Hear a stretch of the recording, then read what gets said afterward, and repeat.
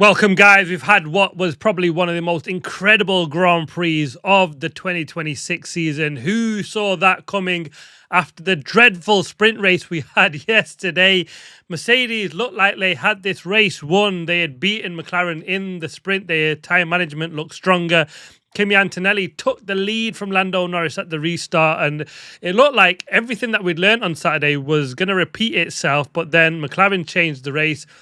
Not with a safety car gamble, but and not because Norris inherited the lead. They created a tyre advantage, waited for Mercedes to become vulnerable, and Norris picked exactly the right moment to attack. And while everyone will understand, they'll understandably talk about Norris, Antonelli, and Max Verstappen's disastrous home race. There were two drives much further down the field that I think deserve almost as much attention. Fernando Alonso went from the back of the grid into points.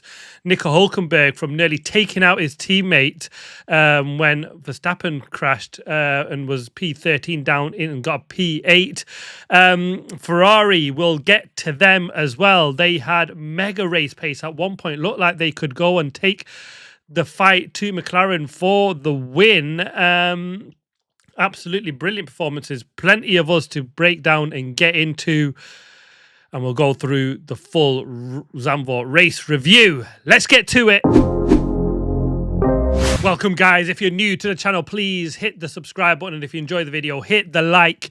Well, we're going to start with the race winner. Lando Norris won the race, which initially, you've got to say, looked lost.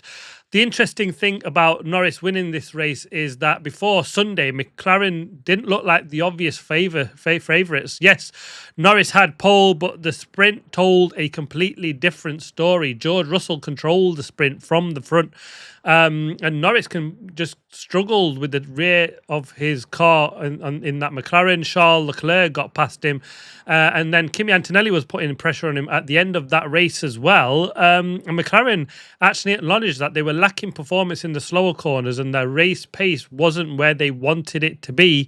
And so when the race started, Mercedes had every chance to believe that they could beat Norris over a full race distance. And initially, that's exactly what happened. After Max Verstappen's early crash that brought out a red flag, Antonelli beat Lando Norris down into turn one.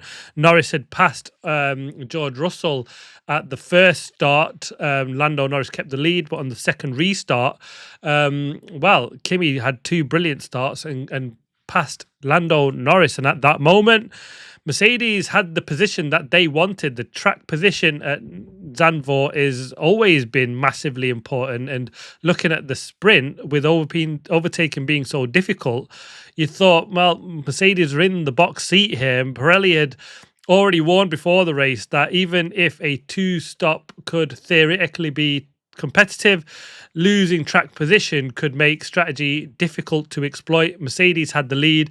McLaren, they had to find another way, and the race was won by changing the tyre phase. And this is probably the most important or interesting part of the race, because rather than simply matching Antonelli stop for stop, McLaren went for the offset. They seen the opportunity. Kimi was getting slower to the end of his first stint, and Norris wasn't a million miles away, but that was all the pace Norris had at that stage. Kimi, I don't think he had much choice but to pit because Norris had the opportunity for the undercut. But instead, he went for the overcut. I think they took a leaf out of the Ferrari book of what they'd done earlier. And they extended Norris sufficiently enough to give him younger tyres later in the race. And that sounds incredibly obvious when you say it after the event, but the problem here is when you are at Zandvoort, the circuit where catching somebody and passing somebody are two very different things. You could create a 5 or 6, even a 7-lap tyre advantage and still spend the rest of the race staring at the Mercedes gearbox. So it wasn't effectively a done deal, but they were betting that Norris would not only catch Antonelli, but he'd be able to execute a pass as well. And that was the risk. And that's why I think this victory was probably better than it looks. Lando Norris picked the exact moment. Lewis Hamilton became a part of the fight because he ran longer. Antonelli trying to deal with Lewis. But Norris, when he put on them hard tyres, was absolutely phenomenal. And then the difference with the soft tyres, he had, Antonelli just out of position and compromised by the Ferrari. Norris pounced and then made short work of the Ferrari after that. And I think that's the pace after that, though. I think this was which might get Mercedes worried because, well, a virtual safety car come out because of the Williams collision, and, well, Antonelli pit. I thought that was the right choice from him. He went on to the softs, Ferrari's pit, and went on to the softs, and with their pace, you thought they'd be right back up in there in the mix to fight for a win, especially then McLaren and Norris looking vulnerable because he had the older, hard tyres, but his pace on them was just beyond phenomenal. It was absolutely fantastic, and it was just that just broke the camel's back. And he went off to win by 11 seconds on older tyres, no doubt. And I think that's brilliant from Lando Norris and McLaren. Great strategy.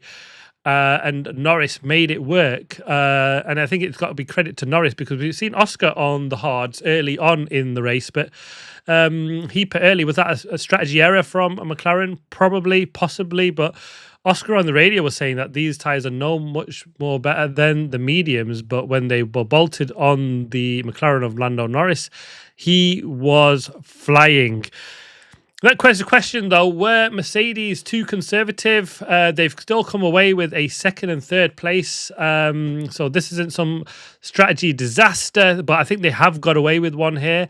The question is worth asking, were they too focused on protecting track position then anticipating what McLaren could do? Did they not look at what Ferrari were doing with their cars? And the problem we have here is that, well, the Ferraris on the softs in the sprint with Charles Leclerc, was it just something that was specific to Charles and the Ferrari of tyre management? Could McLaren do the same thing? And I think that's where probably the doubt came in for Mercedes on McLaren. But once McLaren built that tyre offset, Antonelli was just becoming exposed, and the problem with being the leading car is always you've got the freedom to respond, and if Antonelli pits early, Norris extends. If Antonelli stays out, Norris can threaten with the undercut, and it's that classic leader problem. And Mercedes controlled the first part of the race.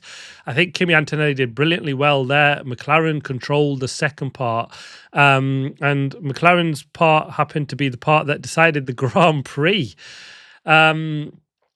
And yeah, it's what I think one of the strangest calls for Mercedes, though, and both drivers seem relatively relaxed about this. Is the call to George Russell to say let Kimi Antonelli past, do an invert of position, and George was asking the question: is Kimi going for the race win? In that case, it made sense, but he definitely wasn't at that stage. It was just a pass for position, so. Mercedes getting involved between their two drivers and a race win. And was it just to protect position? Possibly, but we've seen George Russell do that from the Ferraris in the end anyway. So could he have held Antonelli up and potentially, it should have fought for that position, and instead of it just being handed over, they're both fighting each other for the championship. That's clear, but really interesting and yeah, quite odd. Team radio. The strange thing here is that George Russell just didn't get on the radio back and just say, absolutely not. Like, I'm not doing that. And he just played the team game. I thought that was really interesting. Is that just sort of one-upism coming already? Because George knew he was going to be a sitting duck. Kimi was fresher tyres. And will George use that to his advantage later on in the season? You can bet your bottom dollar if it becomes a close fight between Russell and Antonelli, and if there's an opportunity for Russell to use that card. Don't quote me, but well, you can quote me. I'm pretty sure he absolutely will. So watch out for that. We'll get on to the home favourite, Max Verstappen, in his final Zandvoort race. Well, it ended almost immediately. His final Dutch Grand Prix, it couldn't have gone any worse, really, could it? In difficult conditions, he lost the car and crashed almost immediately, and it was Obviously going to be a huge attention on that because of the symbolism, the Dutch hero, the orange grandstands, and possibly the final F1 race in Zandvoort. And his race essentially ended it before it even began, really. But I wouldn't complicate the analysis. It just looked like a small risk on a marginal surface that went wrong, and that's F1 for you. The same aggression that makes Verstappen so dangerous occasionally punishes him as well, and it's very rare to see that we see it that way, to be honest. But what it did was completely change the shape of the race, because one car's capable of interfering with the Mercedes and the McLaren was suddenly gone. Looking at the pace of Liam Lawson, not quite sure that the Red Bulls had the pace, but Max Verstappen in that Red Bull is a completely different beast. And I think that's the shame for Liam. He finished in P7, but we don't know how good a race he drove in the end. And the team were looking into the data, I'm sure, but his true comparator, Max Verstappen, was out, and it's almost a shame for Lawson as well, because if it was not finishing too far behind Verstappen and the car was poor, everyone would be waxing lyrical about Liam Lawson stepping into this Red Bull and doing so well. Right now, it's a bit tentative. We don't really know too much about that. Next up, one of the drivers of the day for me, Fernando Alonso, P18 to P9 is one of the drives that's got to go down. It's absolutely brilliant. Now we need to go much further down the order, with Fernando Alonso starting 18th, finishing 9th, and for me, one of the most impressive races of the afternoon. Retirement's helped. There's no two ways about that. But you also don't go from 18th to 9th by waiting for other people to disappear. This is a circuit where overtaking is difficult and you need to progress when the opportunities arrive. And Fernando Alonso absolutely did that. And this is when finishing positions can be misleading. P9 doesn't sound spectacular, but relative to where Aston Martin have started the race and where they've been for much of this season, and especially with the machinery around them, I think this is a super recovery from Fernando Alonso. What a drive. I think I'd rate him, his race was rated much highly than even a lot of the drivers ahead of him, because driver performance is not simply about what number appears next to your name at the end. It's about what you extract from the situation you were given. And Alonso's extracted points from a weekend where it just didn't look like it was possible at all when they qualified last on the grid. Upgrades came and they didn't look good in either the sprint race or qualifying, but Fernando in the late race is why they probably are hoping to sign him up for longer at Aston Martin. A fantastic drive. It didn't look on. He was helped by his fellow Spaniard Carlos Sainz, holding everybody up behind him, the guys he was racing, and gave him a 10-second gap, and that was huge. He then got the stop. But his second stint on them hard, he went so long on the hard tyres that at one point I thought he'd be in sitting duck, especially to the faster Alpine with the upgrades of Alpine of Pierre Gasly, but he managed to hold him off, and a brilliant points for him. Another one that also deserves more attention, it's Nico Hülkenberg, P13 to P8, and again, this is the sort of performance that disappears when people only talk about the podium finishes. He just wasn't simply surviving the chaos, he made progress, and in doing that in an Audi in Zandvoort, I think it deserves credit, especially looking at where his race was early doors. The sprint race as well, had been compromised by a power unit issue. So Sunday, it was just recovering from something meaningful from the day, and he did that. I don't think P8 will make the TV highlights, but 5 positions gained and useful points in the machinery that probably isn't always capable of fighting the top teams is the drive that deserves recognition. I'd have Alonso and Hülkenberg very high in my driver ratings this week. There's no two ways about that. And especially after he was facing his teammate and looking at a DNF for probably both Audis with a T-bone there, he'd escaped that cat-like reactions from Nico Hülkenberg to avoid him and then to pick up points. not even the fastest car, but I think he absolutely maximized everything that he had. On to Ferrari. And if you're a Ferrari fan, it's probably the execution again that's gone wrong for him. They had podium pace, but couldn't fully use it. They're an interesting team, aren't they? Once again, the raw finishing positions just don't tell you everything. Lewis Hamilton, Charles Leclerc were right in that Mercedes fight. The pace was there. And one, if not both, should have finished on the podium. I think the problem was just getting access to their pace, wasn't it? They spent a large portion of the race caught in traffic. And when that happens at Zandvoort, it kind of changes your race. And that was kind of obvious in the sprint. Their qualifying let them down. We've seen that in the sprint. We've seen that in the race as well. Charles Leclerc was able to use the softs aggressively. He closed up on Lando Norris, made the pass. Pirelli had noted that the softs had held up well in the low temperatures, talking about the sprint there. And so you thought they'd have the race pace going into Sunday. And it was there on Sunday, but they just never seemed to get themselves in a position where they could just maximize it. It's a bit frustrating.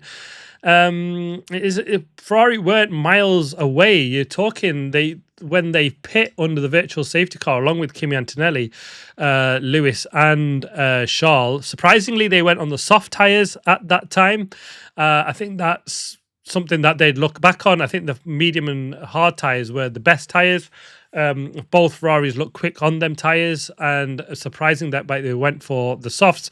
That's something that they need to look into. And there were just points in this race from there on. You know, Lewis was right with Kimi, and you thought they'd hunt down Lando Norris, who was on 15-lap older tyres at this time. And you think, right, Norris is going to be a sitting duck now. It was max attack, and Ferrari, Lewis, Charles, Kimi Antonelli, you thought one of them three could win this race.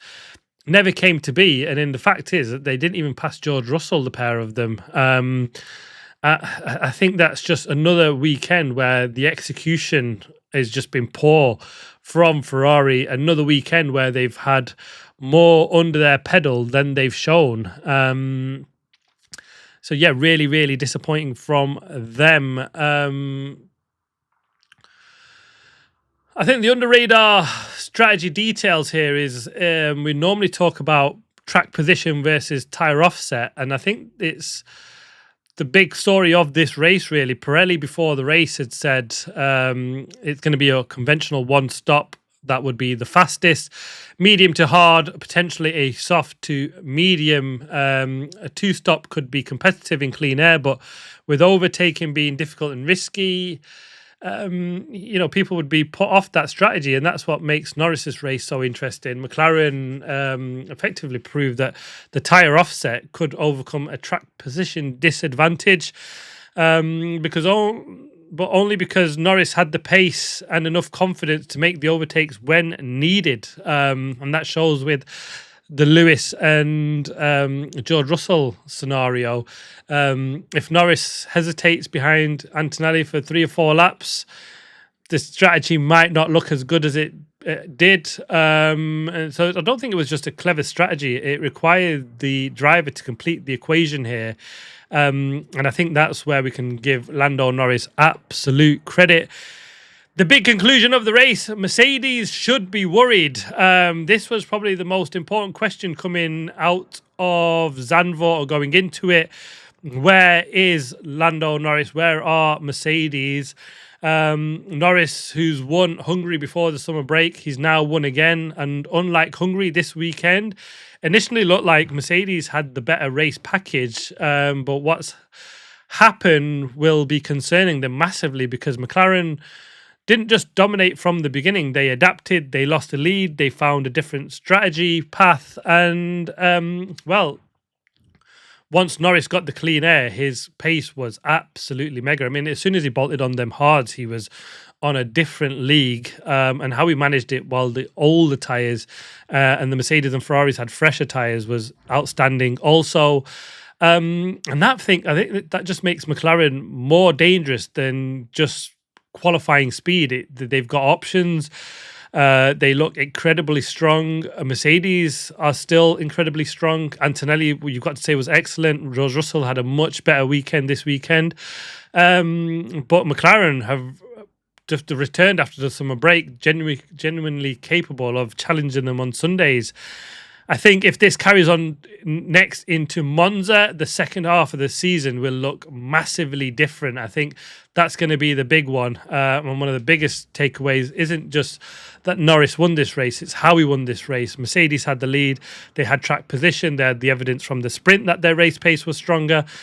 But McLaren found a way to beat him. And then behind the headline battle, we've got Alonso and Hülkenberg with two strong recovery drives as well. But going back to McLaren and Mercedes, you've got to say, Mercedes now need upgrades. They can't just rely on this car operating in a wide window. Monza next, completely different circuit to what we've been to before. Power-hungry circuit, that's where we've seen Mercedes at their strongest. We've not seen McLaren turn up at a circuit like that yet. They've done it at Hungary and Zandvoort, twisty circuits, difficult, and they've gone well there before.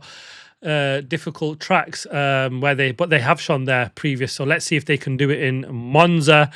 And well, what a race! Ferrari are right there as well. They've shown in parts. Their race pace was absolutely phenomenal, but their execution was poor. And so what a race weekend. We had three manufacturers that potentially at points in this race looked like they could have gone on and won it. And they'll all be looking back, and I think it's the minor small details here of who won this race. But at the end of the day, Norris got the job done. And what a drive. Who was your driver of the day? I think I'm in a flip up between Norris and Fernando Alonso. But thinking about it, I'm just going to give it to Norris just. You've got to give it to Alonso and Hülkenberg as well. They deserve a huge amount of credit for what they did and achieved further down the field. So yeah, get in the comments on that one. I'd love to hear from you. I will be doing a driver ratings. That will be coming middle of next week. And join me for the watch along for Monza. We've got a week break. Enjoy the week, and then we're back for racing action again. This was an absolutely spectacular final Zandvoort. You've left with an absolute bang. Such a shame we won't be back at this circuit. The sprint was absolutely dead, but this race was anything but absolutely phenomenal. I hope you enjoy the racing weekend. Hope you enjoy the race review. If you've not watched it, get some highlights in there somewhere, because this was an absolutely brilliant race. But there we have it. If you enjoyed the video, please hit the like button. If you're new to the channel, please subscribe, and I'll see you on the next one.